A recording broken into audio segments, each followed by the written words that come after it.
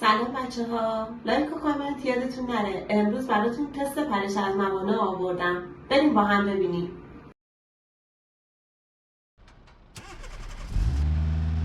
در سمت تو ام دلم باران، دستم باران، دهانم باران، چشمم باران. کاش من همه بودم با همه دهانها تو را صدا می‌دادم.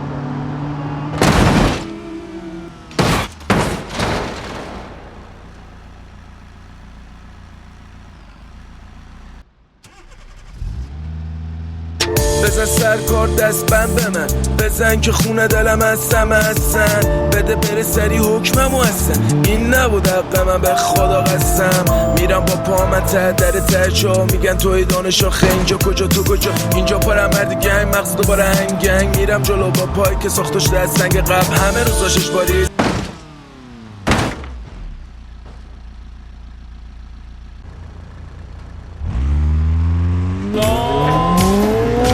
عرق کشمش و کرم کرده، از زبون لال و از گوش کرم کرده.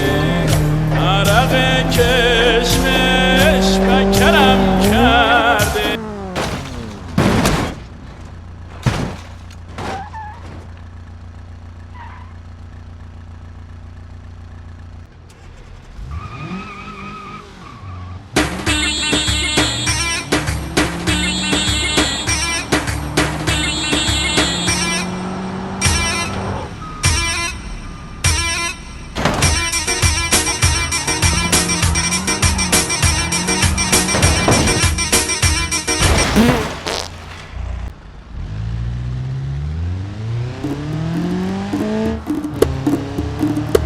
آهنگ تریاک، آهنگ سیخ و سنگ، تقدیم به برای بچه کانال از طرف علی دی جی، قلقکار، همچه عراقی هم